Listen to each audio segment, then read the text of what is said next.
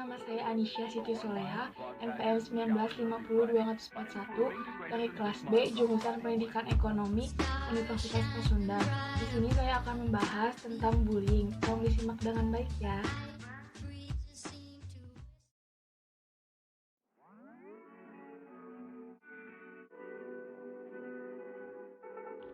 One mile in fog patches and showers early Friday, but improving to greater than 6 miles on Friday morning. Stars shining bright above me. Breezes seem to whisper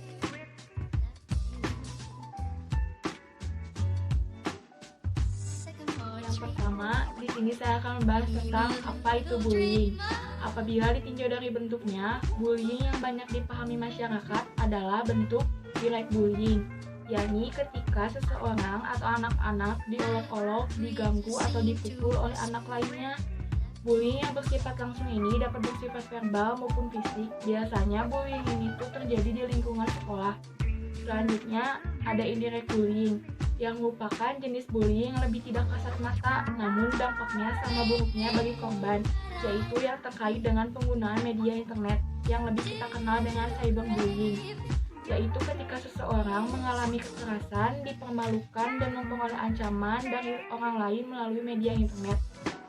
Nah, biasanya ancaman-ancaman dan bulian ini tuh dari kolom komentar, seperti body shaming, ancaman-ancaman yang lain, dan sebagainya.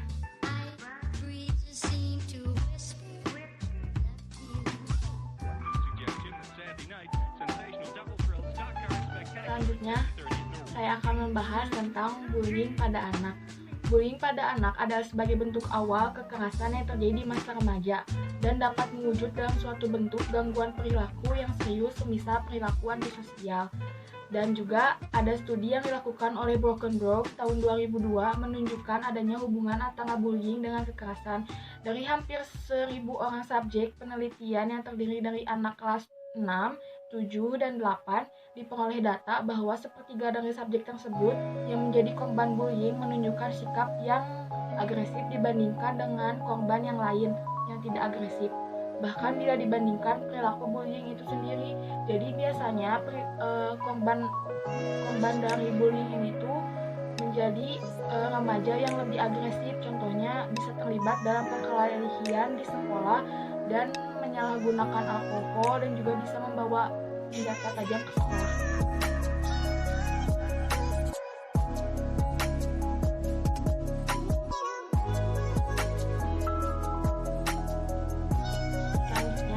Membahas tentang karakteristik korban dan pelaku bullying. Karakteristik korban bullying biasanya memiliki kecemasan, kegugupan, dan rasa tidak aman. Mereka juga cenderung merupakan anak yang pemalu dan pendiam. Nah, karena faktor-faktor ini mempermudah para pelaku bullying untuk membuli mereka. Selanjutnya, hasil penelitian juga menunjukkan bahwa latar belakang para pelaku bullying memiliki kekhasan. Banyak di antara mereka, orang tuanya tidak memberikan panduan atau bimbingan yang cukup mengenai perilaku positif, pola asuh permisif, terlalu keras, atau tidak konsisten dalam menjalankan disiplin juga berpengaruh dalam pembentukan seorang anak memiliki kecenderungan melakukan bullying terhadap anak lain. Nah, maka dari itu, didikan orang tua itu sangat penting untuk mencegah terjadinya pelaku bullying.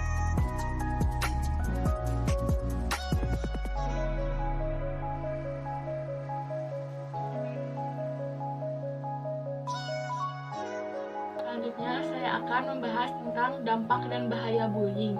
Terkadang korban bullying mengalami depresi yang ekstrim sehingga ia mempertimbangkan atau bahkan melakukan upaya bunuh diri. Kita bisa mengambil pelajaran bahwa tidak ada bentuk kekerasan yang layak dianggap ringan, dan juga untuk memperkuat kita agar tidak menganggap lagi bullying sebagai perilaku yang wajar.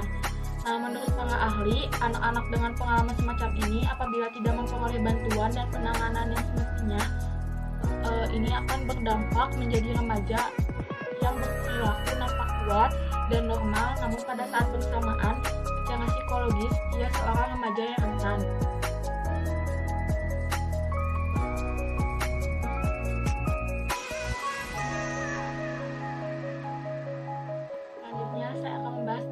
alternatif solusi atas bullying. Yang pertama, dalam buku karya David tahun 2004 disebutkan bahwa dalam rangka pencegahan kekerasan terdapat 3 prinsip utama, yakni perubahan sistematik pada sekolah, program untuk siswa, dan kebijakan publik.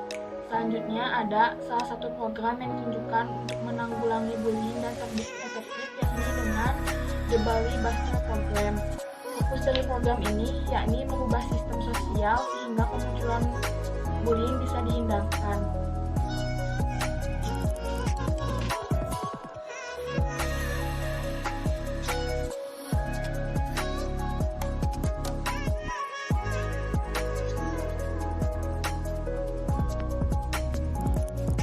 Selanjutnya saya akan membahas tentang The Bully Buster Program.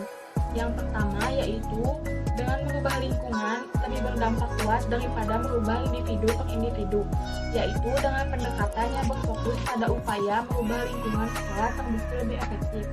Kedua yakni pencegahan lebih baik daripada intervensi.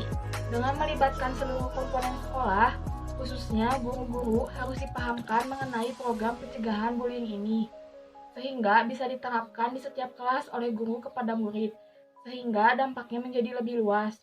Seluruh elemen sekolah akan lebih efektif mencegah bullying dan meningkatkan rasa aman di sekolah. Dan juga, program pencegahan melalui teman sebaya merupakan salah satu upaya yang bisa dilakukan untuk mencegah perilaku bullying di sekolah. Selanjutnya, yang ketiga, yaitu dalam merubah lingkungan dibutuhkan dukungan dan pemahaman dari berbagai pihak, khususnya para guru dan orang tua. Jadi kesimpulannya bahwa lingkungan sekolah dan orang tua sangat berpengaruh dalam program ini.